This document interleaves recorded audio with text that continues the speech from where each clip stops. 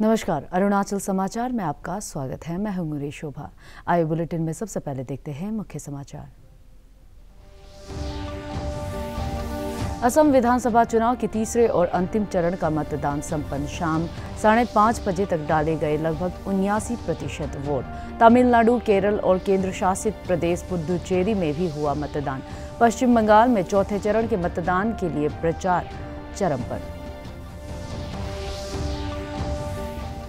Bharatiya Janata party आज मना रही है अपना 41वां स्थापना दिवस। प्रधानमंत्री नरेंद्र मोदी ने देश भर के भाजपा कार्यकर्ताओं को किया संबोधित। अरुणाचल में मुख्यमंत्री पेमा खांडू ने भी आलो में भाजपा कार्यकर्ताओं का बढ़ाया हौसला।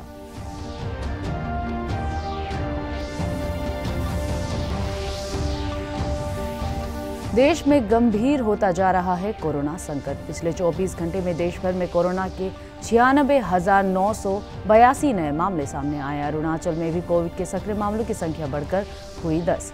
जनप्रतिनिधियों और अधिकारियों ने लोगों से की कोविड दिशा निर्देशों के पालन की अपील। असम विधानसभा चुनाव के तीसरे और अंतिम चरण का मतदान आज शांतिपूर्ण तरीके से संपन्न हो गया। आकाशवाणी समाचार के मुताबिक राज्य में शाम 5:30 बजे तक लगभग 79% वोट डाले गए। स्वतंत्र एवं निष्पक्ष मतदान के लिए चुनाव आयोग ने सभी जरूरी इंतजाम किए थे। किसी भी अप्रिय घटना से बचने के लिए भी आयोग ने विशेष व्यवस्था की थी। इस चरण में कुल 337 उम्मीदवार चुनाव मैदान में हैं।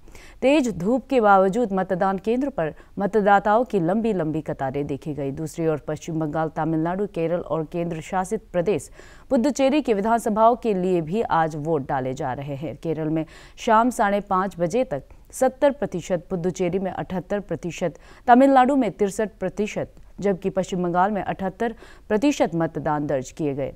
उधर पश्चिम बंगाल में चौथे चरण के मतदान के लिए आज प्रचार भी चरम पर पहुंच गया। प्रधानमंत्री नरेंद्र मोदी ने पश्चिम बंगाल के कूच बिहार और हावड़ा में आज चुनावी रैली को संबोधित करते हुए विरोधियों पर हमला बोला, जबकि तृणमूल कांग्रेस ने भाजपा कार्यकर्ताओं पर आरोप लगाया कि उन्होंने तृणमूल की एक महिला नेता के साथ दुष्व्यवहार किया है।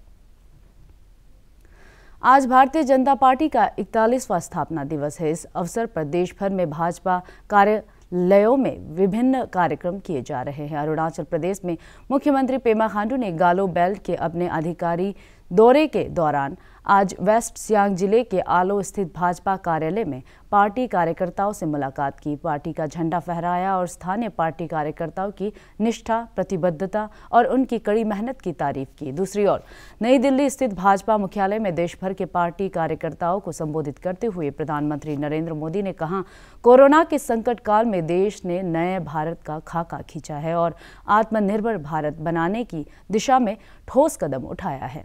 उन्होंने कहा कि आत्मनिर्भर भारत अभियान अब किसानों, मजदूरों, गांवों, गरीबों और युवाओं का अभियान बन गया है। अर्थात जब फल आते हैं तो वृक्ष झुक जाते हैं।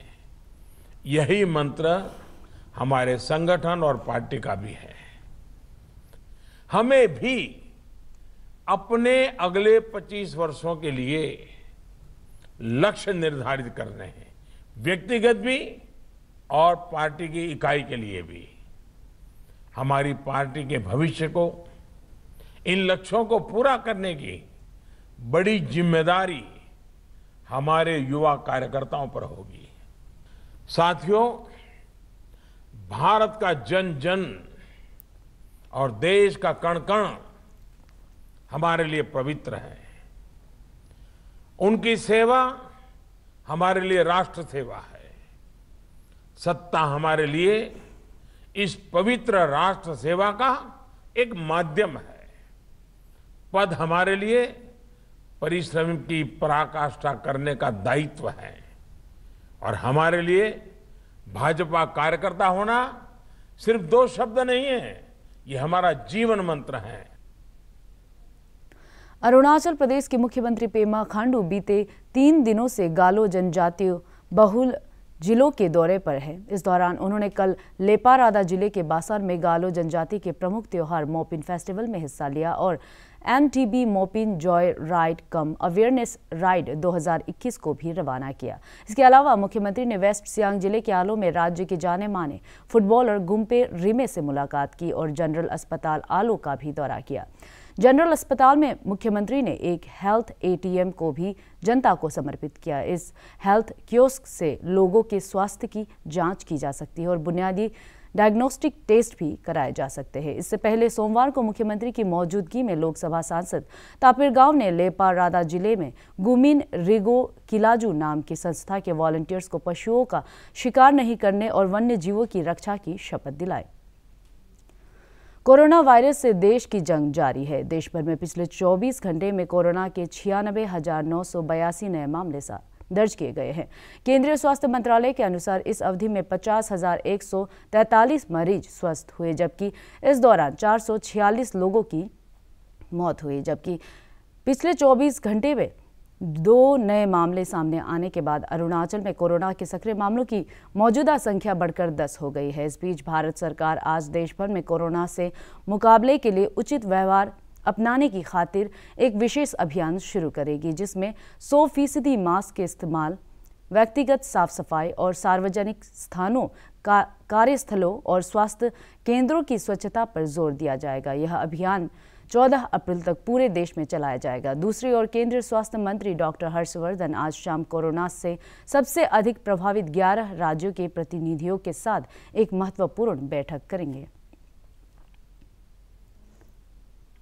ईस्ट सियांग जिले के पासीघाट स्थित Daying Ering government higher secondary school में कोविड दिशा निर्देशों का सख्ती से पालन करते हुए कक्षा 10 और 12 के छात्रों की विज्ञान विषय की प्रायोगिक परीक्षाएं चल रही है। विद्यालय के प्रिंसिपल एल रतन ने बताया कि देश के कई राज्यों में कोविड के बढ़ते मामलों को देखते हुए विद्यालय परिसर में छात्रों को मास्क लगाने, हाथों को सैनिटाइज करने और सोशल डिस्टेंसिंग का पालन करने को कहा गया है। दूसरी ओर कांग्रेस विधायक निनोंग इरिंग ने देश के कई राज्यों में कोरोना के बढ़ते मामलों को देखते हुए प्रदेश के लोगों से अनिवार्य रूप से मास्क लगाने और सोशल डिस्टेंसिंग के नियमों को पालन करने की अपील की। स्कूल के छात्रों का कहना है कि शिक्षकों ने उन्हें कोरोना से बचाव के बारे में जागरूक किया है और वे अपने आसपास के लोगों को कोविड दिशा निर्देशों का पालन करने के लिए प्रोत्साहित कर रहे हैं। अपना दोस्त लोग को भी बता दीजिए और साथ में अपना जो माँ पिताजी घर में है जो कि अनपढ़ है उसको भी बता दीजिए। छोटा भाई छोटा बहन लोग है तो उसको भी। ऐसे तो हमारा अरुणाचल में शायद ज़्यादातर को तो हम वैक्सीनेशन का जो कार्यक्रम है उसका भी टीकाकरण का जो सिचुएशन है वो भी बहुत तेज़ी से चल रहा है और हम प्रिकॉशनरी मेजर्स हम पूरा लेना चाहिए। अभी भी जैसे मैंने अपना वैक्सीन तो ले चुका हूँ, लेकिन फिर भी हम अपना मास्क लगाते हैं और अपना जो सैनिटाइजर्स को हम ऑलवेज लेके चलते हैं ताकि शायद आई मे नॉट बी अफेक्टेड होता हूँ लेकिन मैं कैरियर बन सकता हूँ, वो बहुत ख़तरनाक है। तो इसलिए मेरा यही लोगों से भी मेरा अनुरोध है कि लोगों को जागरूकता कराएं और जिस प्रकार से हम अभी अपना जो टीकाकरण इसको पूरा लें और अपना जो दूरी है उसको हम लोग बरकरार और अपना जो मास्क है उसको ऑलवेज उसको पहने। वैसे तो अभी जो अलग वेरिएंट आ रहा है इसका विषय में तो अभी तक कोई जांच तो नहीं हुआ है और ना कोई उसका रिपोर्ट आई है। अरुणाचल प्रदेश या असम में अभी तक तो हम लोग जितना जो नए केसेस देखे हैं अभी तक तो एक भी नहीं पकड़ा गया। तो लेकिन अगर आ जाएगा तो ये बहुत भयानक है, उसको हमको होशियार बरकराना होगा। ईटानगर के sub divisional police officer कमदम Sikom ने कहा है कि कोविड दिशा निर्देशों का पालन नहीं करने वालों के खिलाफ सख्त कार्रवाई की जाएगी। उन्होंने कहा कि यदि सार्वजनिक स्थानों पर कोई व्यक्ति बगैर मास्क के नजर आता है तो उस पर जुर्माना लगाया जाएगा और कानूनी कार्रवाई की जाएगी। उन्होंने ईटानगर राजधानी क्षेत्र के लोगों से अपील की कि वे मास्क लगाएं और सोशल डिस्टेंसिंग का मुस्तैदी से पालन करें। दूसरी ओर ईटानगर के एक सरकारी स्कूल में शिक्षिका माला सिंह ने आज कोविड वैक्सीन की पहली खुराक ली और लोगों से कोविड वैक्सीन लगवाने की अपील की। जो हमने लास्ट टाइम भी किया था, जैसे अभी मान लीजिए जो वायलेटर्स है बिना मार्क्स का जो रहते हैं बंदा घूमते हैं, अभी कुछ महीने से हम रुका हुआ था, लेकिन अभी ये जो केसेस राइज होने के कारण हमें उसको करना पड़ेगा अभी आने वाले समय में। तो इसलिए वजह से अभी मान लीजिए जो मार्क्स बिना जो हमारा डिस्ट्रिक्ट एडमिनिस्ट्रेशन से डायरेक्शन निकला था डीसी सर से, जिसमें जो बिना मार्क्स का रहता है जो घूमते हैं उसको हम 500 रुपये का चालान कर सकते हैं, और जो स्पीडिंग जहाँ तहाँ कर देते हैं तो उसको हम 200 रुपये का चालान कर सकते हैं वो डायरेक्शन। तो वो सब हम शुरू करने वाले हैं, और जो भी डिस्ट्रिक्ट एडमिनिस्ट्रेशन से जो गाइडलाइंस जो आने वाला समय में निकलेंगे होगा, कल परसों निकल सकते हैं, तो उसको जो कंप्लाई नहीं करेंगे, in the same way last time भी हमने नहीं बोलने से भी 60 to 70 केसेस हमने कैपिटल कॉम्प्लेक्स में रजिस्टर किया, जिसमें उग्रवादी संगठन United Liberation Front of Assam independent ULFA I ने एक निजी तेल कंपनी के अगवा किए गए कर्मचारी राम कुमार को सोमवार की सुबह रिहा कर दिया। इस बात की पुष्टि अरुणाचल प्रदेश पुलिस के सूत्रों ने की है। पुलिस सूत्रों के मुताबिक नागालैंड के मोन जिले में असम राइफल्स ने राजकुमार को अपनी सुरक्षा में लिया। बाद में असम राइफल्स ने बिहार के रहने वाले राजकुमार को असम पुलिस के हवाले कर दिया। गौरतलब है कि बीते 21 दिसंबर को उल्फा आई ने अरुणाचल प्रदेश के चांगलांग जिले में किपो नामक oil and gas infrastructure limited company के कुच्चाईखा हाइड्रोकार्बन ड्रिलिंग साइट से राजकुमार और प्रणब कुमार गोगोई का अपहरण कर लिया था। प्रणब गोगोई को उग्रवादियों ने बीते शनिवार को रिहा कर दिया था। प्रयास किए और मुझे एक नई जिंदगी दिलाए।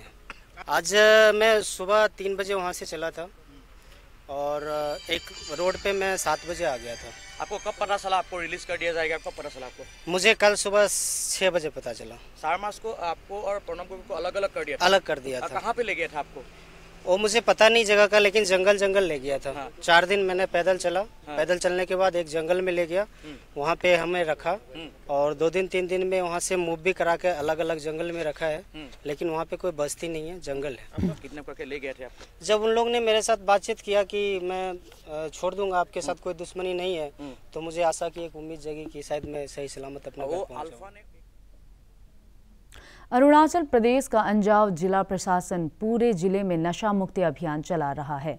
इसी अभियान के तहत जिला प्रशासन ने नशे की लत के खिलाफ जन जागरूकता पैदा करने के लिए कैलसोम अंजाव नाम की संस्था के साथ मिलकर एक वीडियो गीत तैयार किया है, जिसमें लोगों और समूचे समाज पर अफीम के बुरे प्रभावों पर प्रकाश डाला गया है। इस गीत के जरिए युवाओं से अपील की गई है कि वे अफीम की खेती न करें और एक नशा मुक्त समाज बनाने की दिशा में योगदान करें।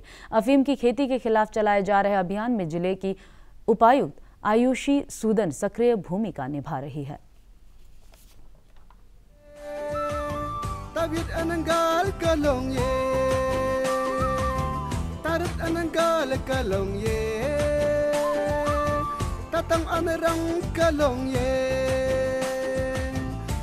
Lohit anzau kani chana tang tang da kin long sai ra kani mal pam tang de ning la de dai ma cham to yam sakin papam ananga le kalong ye kawan ni ti ma tang thong an chua sum luang। बीते 12 मार्च को गुजरात के साबरमती आश्रम से रवाना की गई दांडी यात्रा के समापन समारोह को आज संबोधित करते हुए उपराष्ट्रपति वेंकैया नायडू ने कहा कि महात्मा गांधी का अहिंसा का विचार न सिर्फ शारीरिक अहिंसा के बारे में था, बल्कि यह बोले गए शब्दों और विचारों से भी संबंधित है। गुजरात स्थित राष्ट्रीय नमक सत्याग्रह स्मारक में आयोजित कार्यक्रम में उपराष्ट्रपति ने कहा, लोगों के राजनीतिक विरोधी हो सकते हैं, लेकिन हम सभी भारतीय हैं और हमें मिलकर देश के विकास के लिए काम करना चाहिए। कोरोना संकट के बीच भारत सरकार के वैक्सीन मैत्री का जिक्र करते हुए वेंकैया नायडू ने कहा कि प्रधानमंत्री नरेंद्र मोदी के नेतृत्व में भारत को पूरी दुनिया में सम्मान मिल रहा है। उन्होंने कहा कि महात्मा गांधी और सरदार पटेल की प्रेरणा से हम उज्जवल भविष्य की ओर अग्रसर होंगे। इस अवसर पर सिक्किम के मुख्यमंत्री प्रेम सिंह तमांग ने कहा कि वह सौभाग्यशाली है कि उन्हें इस दांडी यात्रा में शामिल होने का मौका मिला।